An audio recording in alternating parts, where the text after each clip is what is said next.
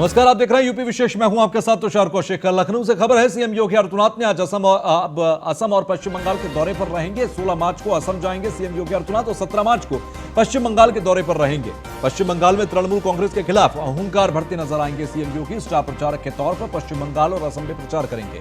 CM योगी के दौरे को लेकर बीजेपी ने तैयारियां शुरू कर दी हैं। सीएम योगी आदित्यनाथ की रैलियों को पश्चिम बंगाल और असम में बम्पर डिमांड की जा रही है उनकी रैलियों की। बीजेपी के लिए कई प्रदेशों में लगातार प्रचार करते रहे हैं सीएम योगी आदित्यनाथ। तो सीएम योगी के प्रचार से बीजेपी को कई प्रदेशों में बड़ी सफलताएं मिली हैं। हिंदुवादी छवि से दूसरे प्रदेशों में योगी की रैलियों में जुटती है भीड़ और अगले महीने तमिलनाडु और केरल में प्रचार करेंगे सीएम योगी आदित्यनाथ। तो सीएम योगी आदित्यनाथ फिलहाल असम और पश्चिम बंगाल के दौरे पर, इसके बाद तमिलनाडु केरल के भी उनके लगातार दौरे रहेंगे। तो ऐसे में पश्चिम बंगाल और असम में समीकरणों को साधते हुए नजर आएंगे। हिंदुत्व के एजेंडे को, हिंदुवादी छवि को आगे रखते हुए सीएम योगी आदित्यनाथ की हमेशा से एक डिमांड रही है तमाम राज्यों के अंदर। और जहां जहां सीएम योगी आदित्यनाथ पहुंचे हैं वहां पर उनके लिए माइलेज जरूर देखा गया। बीजेपी के लिए माइलेज देखा गया, वहां के प्रत्याशियों के लिए माइलेज देखा गया। यही कहीं ना कहीं एक बार फिर से माइलेज की जरूरत है पश्चिम बंगाल असम के अंदर। यही वजह है कि 16 मार्च को असम और 17 मार्च को पश्चिम बंगाल के दौरे पर रहेंगे।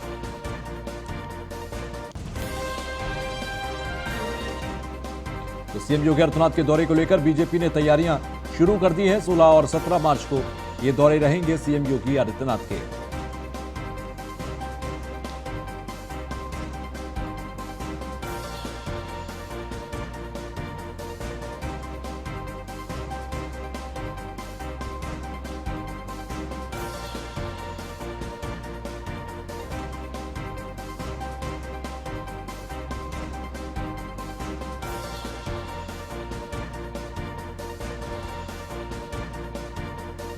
तो 16 मार्च को असम जाएंगे, 17 मार्च को पश्चिम बंगाल के दौरे पर रहेंगे सीएम योगी आदित्यनाथ।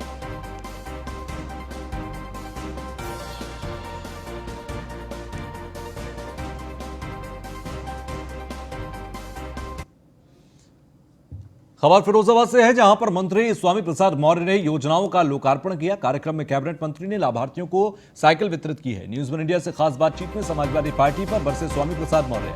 मुरादाबाद में अखिलेश यादव की प्रेस कॉन्फ्रेंस में पत्रकार के साथ हुई घटना पर बोले, मारपीट गुंडागर्दी करना सपा की नीतियों में है। पत्रकारों से मारपीट उनके लिए कोई नई बात नहीं। सपा का गुंडा राज चलता रहा जो उन्होंने दिखा दिया। इसी का खामियाजा वर्ष 2017 में सपा को झेलना पड़ा था चुनावों के दौरान। ये स्वामी प्रसाद मौर्य आज न्यूज वन इंडिया से बातचीत करते हुए बोले।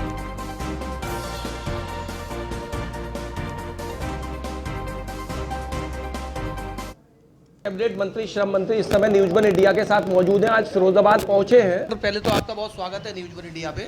मैं जानना चाहूँगा आज जो कार्यक्रम रहे, किस तरीके के ये कार्यक्रम थे और क्या आपका पूरा इस कार्यक्रम के दौरान रहा? विशेष रूप से जो निर्माण मजदूर हैं, जिनके लिए उत्तर प्रदेश श्रम विभाग में एक बोर्ड का गठन किया गया है, उत्तर प्रदेश भवन एवं अन्य संनिर्माण कर्मकार कल्याण बोर्ड, जिसमें निर्माण मजदूरों का पंजीयन होता है और वो पंजीकृत निर्माण मजदूर को पात्रता के आधार पर विभाग की विभिन्न योजनाओं से आच्छादित किया जाता है।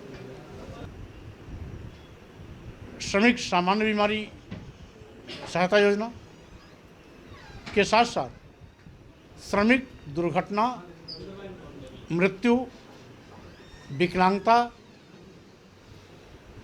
एवं अंत्येष्टि सहायता योजना आदि विभिन्न योजनाओं के माध्यम से आज लगभग 12,000 श्रमिक लाभार्थियों को लगभग 11 करोड़ रुपए की लागत के हित लाभ योजनाओं का आर्थिक सहायता प्रदान किया गया। सर, पंचायत चुनाव, उसके बाद विधानसभा चुनाव 2022, किस तरीके का लक्ष्य है बीजेपी का और क्या तैयारी है? देखिए, इस समय हर पड़ाव पर कमल खिल रहा है। लोकसभा हो, विधानसभा हो, स्थानीय निकाय हो, तो स्वाभाविक रूप से उसी प्रकार से ग्राम पंचायतों में भी जो त्रिस्तरीय पंचायत चुनाव होने जा रहा है, इन त्रिस्तरीय पंचायत चुनावों में भी कमल खिले। भाजपा समर्थक कार्यकर्ता बड़े पैमाने पर जीत के आए थे उत्तर प्रदेश सरकार के कैबिनेट मंत्री स्वामी प्रसाद मौर्य सीधे तौर पर न्यूज़ वन इंडिया से खास बातचीत की। समाजवादी पार्टी के राष्ट्रीय अध्यक्ष तो इस तरह लगातार मीडिया पर हमले कराए जा रहे हैं, उस पे सीधे बोले हैं, खास बातचीत की है। सहयोगी अर्चित शर्मा के साथ Saurabh Upadhyay, news one India. Cabinet मंत्री किया सरकार के फैसले का स्वागत। धार्मिक संरचनाओं के नाम पर हो रहे अवैध कब्जे को हटाने का स्वागत किया। वक्फ की प्रॉपर्टी सड़क पर आ गई है, उन्हें नहीं हटाना चाहिए, ये सैफ अब्बास ने कहा। अवैध तरीके से बने धार्मिक स्थलों को हटाना चाहिए। आस्था का स्थान किसी दूसरे की जमीन पर नहीं बनाया जा सकता। अतिक्रमण हटाने के नाम पर किसी तरीके का पक्षपात नहीं होना चाहिए। शिया मरकजी चांद कमेटी के अध्यक्ष मौलाना सैफ अब्बास और मौलाना सैफ अब्बास की तरफ से ये कहा गया है, फिलहाल आस्था का स्थान किसी दूसरी की जमीन पर नहीं बनाया जा सकता। अतिक्रमण हटाने के नाम पर किसी तरीके का पक्षपात नहीं होना चाहिए। तो शिया मरकजी चांद कमेटी के अध्यक्ष हैं ये सैफ, और इनकी तरफ से ये बात आज कही गई। तो मौलाना सैफ अब्बास ने कहा सरकार के फैसले का स्वागत किया और अतिक्रमण को हटाने में उनके साथ यानी कि सरकार के साथ सहमत नजर आए। धार्मिक संरचनाओं के नाम पर हो रहे अवैध कब्जे को हटाने की बात उनकी तरफ से की गई। बिस्मिल्लाहिर्रहमानिर्रहीम। देखिए, जो ये बात आई है ये बिल्कुल मुनासिब है, क्योंकि जिस तरीके से इंक्रोचमेंट है, इस इंक्रोचमेंट के लिए जो है कोई रूल बनना चाहिए और इंक्रोचमेंट जो है ख़त्म होना चाहिए। क्योंकि अब उसमें धार्मिक स्थल भी हैं, तो अगर कोई किसी की प्रॉपर्टी है और वो रोड के ऊपर आ गई है, क्योंकि अक्सर रोडें चौड़ी की गई हैं और इस तरीके से निकाली गई हैं कि जो प्रॉपर्टी है किसी वक्फ की प्रॉपर्टी है, तो उनमें तो बहरहाल हटा नहीं सकते और हटाना भी नहीं चाहिए। लेकिन अगर किसी ने सरकार की ज़मीन को घेर कर कोई धार्मिक स्थल बना लिया है, तो मैं समझता हूँ कि उसको बिल्कुल हटना चाहिए। क्योंकि कोई भी आस्था या धर्म का केंद्र जो है किसी दूसरे की ज़मीन पर बनाकर पूजा अर्चना करना, ये दुरुस्त नहीं है, ये गलत है। तो वहीं मुजफ्फरनगर दौरे पर सहारनपुर मंडलायुक्त एबी राजमौली, मंडलायुक्त ने किया ताबड़तोड़ निरीक्षण। मुस्तफाबाद में एक स्कूल का निरीक्षण किया। कार्यों में खामियां मिलने पर नाराजगी जताई है। तो मुजफ्फरनगर दौरे पर सहारनपुर मंडलायुक्त नजर आए। मंडलायुक्त ने ताबड़तोड़ निरीक्षण किए हैं, तमाम दौरे किए, जायजे लेते नजर आए। मुस्तफाबाद में एक स्कूल का निरीक्षण भी उनकी तरफ से किया गया। तो कार्यों में खामियां मिलने पर नाराजगी उन्होंने जताई है। तो मुजफ्फरनगर दौरे पर सहारनपुर मंडलायुक्त एबी राजमौली, मंडलायुक्त ने ताबड़तोड़ निरीक्षण किए हैं, ताबड़तोड़ जायजा लेते नजर आए। मुस्तफाबाद में एक स्कूल पहुंचे जहां पर खामियां मिलने पर उन्होंने नाराजगी भी जताई।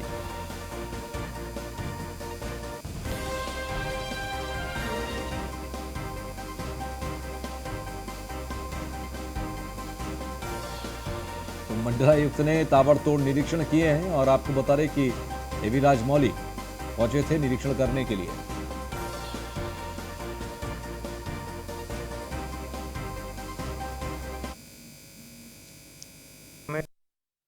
आपकी जनपद का वो स्कूल कहाँ का है बच्चे?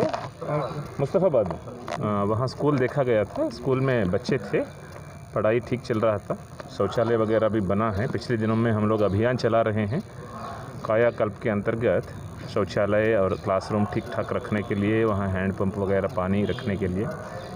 तो स्कूल में तो ठीक पाया गया था, मगर वहाँ राजवाहा में पानी नहीं आ रहा है करके शिकायत आई है किसानों से। वो सिंचाई विभाग को शाम तक जो है जांच करके अगर उसमें किसी का लापरवाही हो तो कार्रवाई किया जाएगा। कचहरी में निरीक्षण किया, क्या कोई खामी? उसके बाद कचहरी में निरीक्षण किया गया है। रिकॉर्ड रूम में काफ़ी समस्याएं हैं, तो उसको रिकॉर्ड रूम में पूरी गांववार जो है पुराना रिकॉर्ड गांववार जो है जांच करके सही तरीके से कोई जांच में कोई अभिलेख अगर गायब पाई जाती है तो एफआईआर दर्ज करने के लिए कहा गया है। काफ़ी जीर्ण शीर्ण स्थिति में है भवन भी, तो उसका भवन के लिए जो है शासन को लिखे नया भवन बना के रिकॉर्ड रूम शिफ्ट करना पड़ेगा। बाकी अदालतों का न्यायिक कार्य वगैरह देखा गया है। 1 साल से पुराने वाद जितने भी हैं सारे डिस्पोजल करने के लिए एक समय सीमा निर्धारण करके। तो बुलंदशहर में भीषण सड़क हादसा हुआ। रोडवेज बस कैंटर से टकराई। हादसे में 43 यात्री घायल हुए हैं। हादसे में ड्राइवर की मौत हो गई है। घायलों को अस्पताल में भर्ती कराया गया है। कई यात्रियों की हालत नाजुक बताई जा रही है। नरौरा थाना क्षेत्र के रतनपुर खेड़िया गांव के पास यह हादसा हुआ। हादसे में 43 यात्री घायल हुए हैं। तो हादसे में 43 लोग घायल हुए। बुलंदशहर का मामला है। एक बस टैंकर से टकराई थी और उसके बाद यह हादसे का शिकार हो गई। इसमें लगभग 40 से 50 लोग थे, जिसमें 43 लोगों के घायल होने की खबर अभी दी जा रही है। तो बुलंदशहर में भीषण सड़क हादसा हुआ। घायलों को अस्पताल पहुंचाया गया। कई यात्रियों की हालत बेहद नाजुक बताई जा रही है। बुलंदशहर में ये हादसा हुआ नरोला थाना क्षेत्र के रतनपुर खिड़िया गांव के पास ये हादसा हुआ है।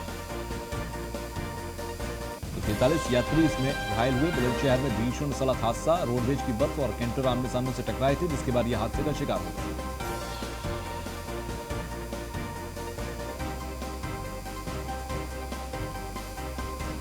बुलंदशहर से रिपोर्टर अशोक कुमार हमारे साथ हमारे संवाददाता जुड़ गए हैं। अशोक, अभी घायलों की स्थिति क्या है और यह हादसा कैसे हुआ? बिल्कुल, मैं तुषार आपको बता दूं कि ये सिकंदराबाद से बदायूं जा रही थी डिपो और ये अनियंत्रित होकर कार से टकराई और उधर से ट्रक आ रहा था। ट्रक के बचाने की तरफ ये बड़ा हादसा हुआ जिसमें 43 यात्री घायल हुए हैं और 10 से 15 यात्री की हालत खराब हो गई है। उनके अलीगढ़ रेफर कर दिया है, बुलंदशहर रेफर कर दिया है। फिलहाल एक की मौत हो चुकी है। डीएम एसएसपी खुद घटना का निरीक्षण करा है, बारीकी तरीके से निरीक्षण करा। सीएससी और सीएमओ को तथा निर्देश दिए हैं कि 2 घायल हैं उनको अच्छा सा इलाज दिया जाए, मुहिम कराया जाए और जो भी है पूरे घटना को पूरी तरीके से निरीक्षण करा। परंतु 10 से 15 जो लोग घायल बताए, जो हालत खराब बताई जा रही है, जिसमें अपडेट अभी मिला है कि 4 लोगों की हालत बहुत ज्यादा नजदीक हालत खराब हो गई है, वो दिल्ली के लिए रेफर कर दिए हैं। परंतु बड़ी दुखद घटना बुलंदशहर के डिवाई नरोरा थाना क्षेत्र में घटी थी। ठीक है, बहुत बहुत शुक्रिया हमसे जुड़ने के लिए अशोक।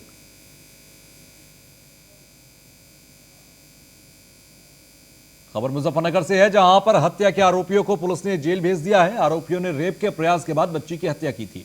टॉफी का लालच देकर बहला फुसलाकर युवक ले गए थे। मुंह बंद करने पर दम घुटने से बच्ची की मौत हो गई। तो हत्या के आरोपियों को पुलिस ने जेल भेज दिया है। आरोपियों ने रेप के प्रयास के बाद बच्ची की हत्या कर दी थी और टॉफी का लालच देकर बहला फुसलाकर युवक लेकर गए थे इस बच्ची को। मुंह बंद करने पर दम घुटने से बच्ची की मौत हो गई। मुजफ्फरनगर से खबर है, हत्या के आरोपियों को पुलिस ने जेल भेज दिया है। फिलहाल जो खबर है उसके मुताबिक बच्ची की मौत दम घुटने की वजह से हुई है। बच्ची का मुंह बंद किया गया था, दबाया गया था, जिसके बाद बच्ची का दम घुटा और उसकी मौत हो गई। ट्रॉफी का लालच देकर बहला फुसला कर ले गए थे बच्ची को और उसके बाद बच्ची की दम घुटने से मौत हुई।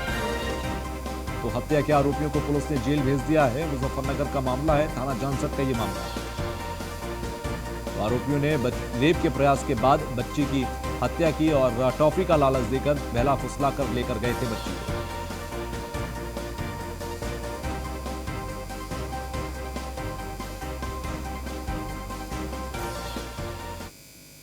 थाना जानसठ क्षेत्र से एक बच्ची दिनांक 5/3 को गायब हो गई थी। इसका तत्काल संज्ञान लेते हुए हम लोगों ने 363 आईपीसी का मुकदमा थाने पर पंजीकृत किया था और सघन अभियान चला करके बच्ची की बरामदगी के प्रयास किए थे। उसी के परिणाम स्वरूप दिनांक 6/3 को उसी कॉलोनी में एक घर में उस बच्ची की डेड बॉडी एक टैंक में मिली थी। जो उस मकान मालिक था, जिसका मकान था जिसमें डेड बॉडी मिली थी, उसका ओनर और उसका एक मिस्त्री था जो वहाँ पे काम कर रहा था। उन दोनों लोगों की संलिप्तता प्रकाश में आई। आज दोनों को गिरफ्तार किया गया, विस्तृत पूछताछ की गई। खबर कासगंज से है, जहां पर सेल्फी ले रहे 2 बच्चे तालाब में डूब गए। आपको बता दें कि तालाब में डूबने से बच्चों की मौत हो गई है। सेल्फी लेने के दौरान एक लड़के का पैर फिसल गया। घटना के दौरान बचाने गया दूसरा लड़का भी डूब गया। 1 घंटे बाद बरामद किया गया दोनों लड़कों का शव। तो आर्मी में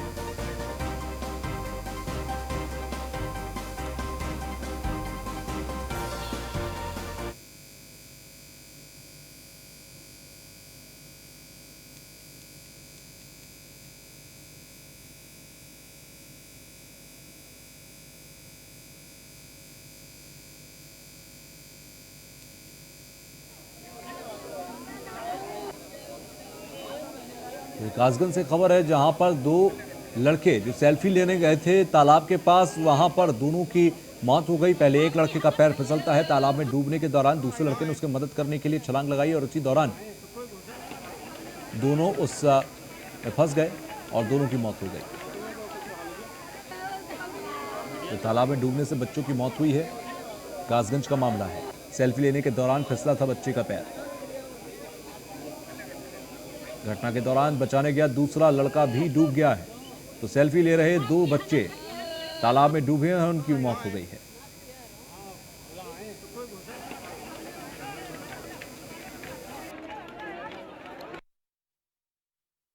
एक दूसरे का फोटो ले रहे थे, तो फोटो लेते समय मतलब एक लड़का डूबा, जो खींच रहा था उसने बचाया उसको, तो वो भी डूब गया उसमें। फिर मैंने धुंध मचाया, हल्ला मचाया, मतलब रुको रुको रुको, जब तक वो डूब गए बेचारे। अच्छा, क्या क्या नाम बताए जा रहे हैं?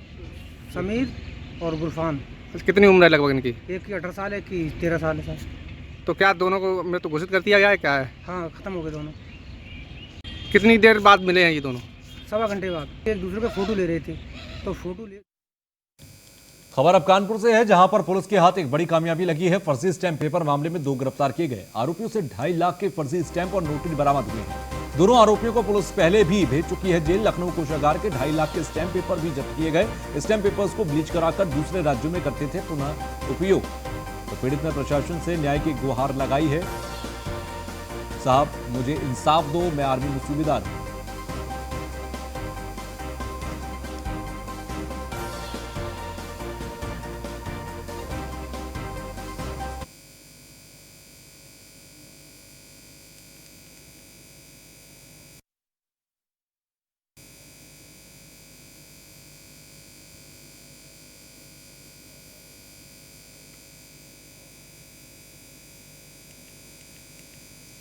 तो फर्जी स्टैंप पेपर मामले में 2 लोग गिरफ्तार किए गए। कानपुर का ये पूरा मामला बताया जा रहा है। आरोपियों से 2.5 लाख रुपए के फर्जी स्टैंप और नोटरी भी बरामद किए गए। 2 आरोपी को पुलिस पहले ही जेल भेज चुकी है। लखनऊ कोषागार के 2.5 लाख रुपए के स्टैंप पेपर जब्त किए गए। तो स्टैंप पेपर्स को ब्लीच कराकर दूसरे राज्यों में दोबारा उपयोग किए जाते थे। 2 अभियुक्तों को फिर से गिरफ्तार किया गया है।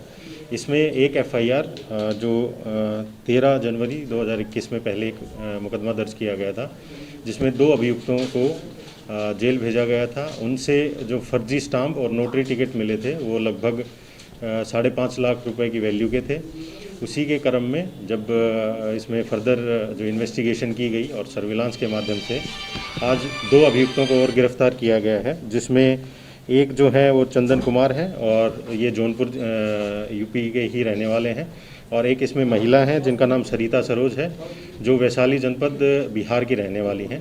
इनके पास से लगभग 2.5 लाख रुपए तक के ये फर्जी स्टाम्प और फर्जी नोटरी बरामद हुई है। इसमें जो फर्जी स्टाम्प थे वो यूज्ड स्टाम्प हैं जो बदायूं और लखनऊ के कोषागार से यूज हुए थे। इनको वो ब्लीचिंग के लिए भागलपुर, पटना और कोलकाता भेजते हैं। तो वो वही एज ए कुरियर का काम ये जो महिला है वो कर रही थी।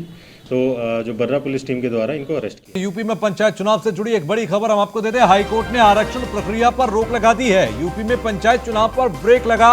अजय कुमार बनाम राज्य सरकार जनहित याचिका थी, जिसमें हाईकोर्ट ने आरक्षण और आवंटन कार्रवाई पर फिलहाल रोक लगा दी है। तो यूपी में पंचायत चुनाव पर ब्रेक लगा है और अजय कुमार बनाम राज्य सरकार जनहित याचिका जो हाईकोर्ट के अंदर थी, हाईकोर्ट ने उस पर अभी स्टे लगाया है। हाईकोर्ट ने आरक्षण और आवंटन की कार्रवाई फिलहाल रोक दी है। तो ऐसे में एक बड़ी खबर पंचायत चुनाव से जरूर निकलकर सामने आई है। तो हाईकोर्ट ने आरक्षण प्रक्रिया पर रोक लगाई है।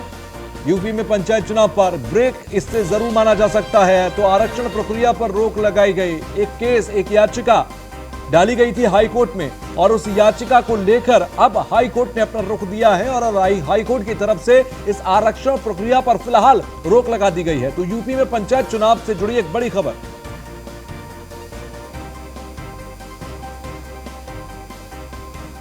तो यूपी में पंचायत चुनाव से जुड़ी है बड़ी खबर हम आपको दे रहे हैं। हाईकोर्ट से सीधी यह खबर आ रही है। अजय कुमार बनाम राज्य सरकार के पूरे मामले में इस याचिका में हाईकोर्ट ने आरक्षण प्रक्रिया पर रोक लगाई।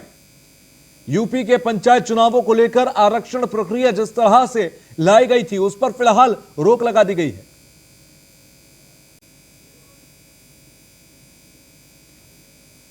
तो हम आपको वो ऑर्डर भी दिखा रहे हैं जिस तरीके से याचिका लगाई गई थी। एक जनहित याचिका थी और उस याचिका के तहत अब ये हाईकोर्ट से सीधा अपडेट, बड़ा अपडेट सामने आया है, जिसमें हाईकोर्ट ने आरक्षण की प्रक्रिया पर रोक लगा दी है। हाईकोर्ट की तरफ से आरक्षण की प्रक्रिया पर फिलहाल रोक लगाई गई है और अब पंचायत चुनाव को देखते हुए, सरकार की आरक्षण प्रक्रिया को देखते हुए अब यहां जरूर हाईकोर्ट की तरफ से एक रुख स्पष्ट किया गया इस पूरी जनहित याचिका पर। अजय कुमार बनाम राज्य सरकार यह जनहित याचिका थी और इस पर हाईकोर्ट की तरफ से जो रुख सामने आया है उसमें साफ तौर पर यह कहा गया है कि पंचायत चुनाव में आरक्षण प्रक्रिया पर फिलहाल रोक रहेगी। तो यूपी में पंचायत चुनाव पर ब्रेक लगता नजर आया। तो हमारे साथ एसके वाजपेयी हमारे संवाददाता जुड़ गए हैं। वाजपेयी, आरक्षण प्रक्रिया पर रोक हाईकोर्ट की तरफ से लगाई गई है, इस पर क्या कुछ कहा गया हाईकोर्ट की तरफ से?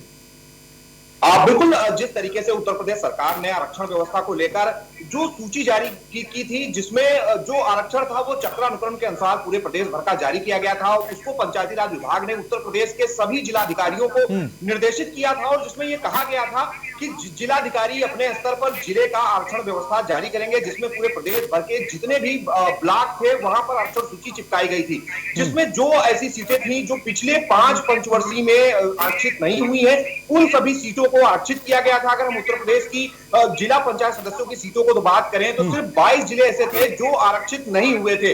कहीं ना कहीं इन सारी चीजों को देखते हुए अब उत्तर प्रदेश सरकार की तरफ से चक्रानुक्रम में पूरे प्रदेश भर की आरक्षण व्यवस्था जारी की गई थी। फिलहाल अजय बनाम प्रदेश सरकार के इस पूरे मामले ठीक है, ब्यूरो चीफ हमारे साथ आदित्य द्विवेदी भी फोन लाइन पर जुड़ गए हैं। आदित्य जी, अब पंचायत चुनाव का भविष्य किस तरह देखा जाए? देखिए, इस तरह से स्टे होने के बाद इतना तो तय है, हाईकोर्ट ने जो आदेश दिए हैं उस आदेश के मुताबिक अब ये हमें नहीं लगता है कि हाईकोर्ट का पिछला ही आदेश जो कि ये हुआ था कि हर हाल में 30 अप्रैल से पहले पंचायत चुनाव करा करके संपन्न करा करके सूची हाईकोर्ट को सौंपी जाए, तो हाईकोर्ट ने ही ये आदेश दिया था। उसी के तहत उत्तर प्रदेश में निर्वाचन आयोग लगा था और उसने अपने आदेश जारी कर दिए थे, हर हाल में 28 अप्रैल तक वो चुनाव संपन्न करा लेंगे। लेकिन एक जनहित याचिका 6929/2021 उसके तहत हाईकोर्ट का एक आदेश आया हुआ है जिसमें आरक्षण और उसके आवंटन पर फिलहाल रोक लगा दी जाए। इसको देखते हुए जो मुख्य निर्वाचन अधिकारी हैं मनोज कुमार सिंह, उन्होंने समस्त जिलाधिकारियों को पत्र प्रेषित किए हुए हैं और स्पष्ट किया हुआ है कि अग्रिम आदेशों तक पूरी तरह से जो पंचायत चुनाव की प्रक्रिया थी उस पर रोक लगा दी जाए। जी आदित्य, अगर देखा जाए इस पूरे मामले पर, आपने कहा कि जिस तरह से ये आदेश जारी कर दिया गया है कि अब पंचायत चुनाव पर एक रोक लगा दी जाए और अग्रिम आदेश तक देखना होगा कि हाईकोर्ट का रुख क्या रहेगा। क्या जिस तरीके की सुनवाई चल रही है, क्योंकि आज हाईकोर्ट की तरफ से यह कह दिया गया कि अभी रोक है इस आरक्षण प्रक्रिया पर, पहलू किस तरफ दिखाई देते हैं? क्या सरकार की इस आरक्षण नीति के पहलू में या तरफ संकेत मिलते हैं, या आने वाले समय में हाईकोर्ट ने क्या कुछ कहा है, आगे फर्दर क्या प्रोसीडिंग रहेगी? देखिए, उत्तर प्रदेश सरकार के निर्वाचन आयोग द्वारा जो भी प्रक्रिया अपनाई गई थी आरक्षण को लेकर स्पेशली, उसको लेकर के विरोधी दल लगातार सरकार को घेर रहे थे और उस पर तमाम तरह के सवालिया निशान उठा रहे थे। इसी को लेकर के अजय कुमार बनाम सरकार एक जनहित याचिका दायर की गई। उस जनहित याचिका के में तमाम ऐसे प्रमाण दिए गए हाईकोर्ट को, जिसके बाद हाईकोर्ट की बेंच ने निर्देश जारी किया कि आरक्षण और उसके आवंटन को लेकर के किसी भी तरह का अंतिम आदेश शासन द्वारा जारी नहीं किया जाएगा, निर्वाचन आयोग द्वारा जारी नहीं किया जाएगा। इस आदेश के पारित होते ही बिना किसी देरी के तुरंत ही जो है निर्वाचन आयोग एक्शन में आया। चूंकि हाईकोर्ट का आदेश था तो उसमें किसी तरह की कोई कोताही न होने पाए, इसको देखते हुए समस्त जिलाधिकारियों को आदेश दिए गए। इतना तो तय है, जैसा कि आपने कहा कि अब पंचायत चुनाव जो होंगे उसमें क्या कुछ असर पड़ेगा, तो इतना तो तय हो चुका है कि अब जो हर हाल देरी देखी जाएगी, अप्रैल तक संपन्न हो जाने चाहिए चुनाव, वो संपन्न नहीं हो पाएंगे। ठीक है वाजपेयी, ये जो अजय कुमार की जनहित याचिका है, इस जनहित याचिका में आरक्षण को लेकर, आरक्षण की प्रक्रिया को लेकर किस तरह के सवाल उठाए गए थे, जिसको मानते हुए कहीं ना कहीं ये कह सकते हैं कि हाईकोर्ट ने फिलहाल रोक लगाई है? बिल्कुल, इस जनहित याचिका में ये कहा गया कि जो चक्रानुक्रम की व्यवस्था लागू की गई है वो कहीं न कहीं व्यवहारिक नहीं है और जिस तरीके की चीजें इस आरक्षण व्यवस्था में लागू की गई है वो पूरी तरीके से ठीक नहीं है और जिसमें जिला स्तर पर कहीं न कहीं उन चीजों का, उन निर्देशों का पालन नहीं हुआ है जिन निर्देशों का पालन किए जाने के आदेश उत्तर प्रदेश सरकार की तरफ से जारी किए गए थे। हालांकि अब पूरे मामले को लेकर सोमवार को यूपी सरकार अपना पक्ष रखेगी और कोशिश यही होगी। ठीक है, यानी कि अब ये देखना होगा कि यूपी सरकार का पक्ष क्या होगा और किस तरीके से चीजें आगे फर्दर बढ़ेंगी। बहुत बहुत शुक्रिया आप दोनों को हमसे जुड़ने के लिए, बातचीत करने के लिए। तो यूपी विशेष में बस इतना ही, आगे भी खबरों का सिलसिला जारी है, देखते रहिए न्यूज़ वन इंडिया।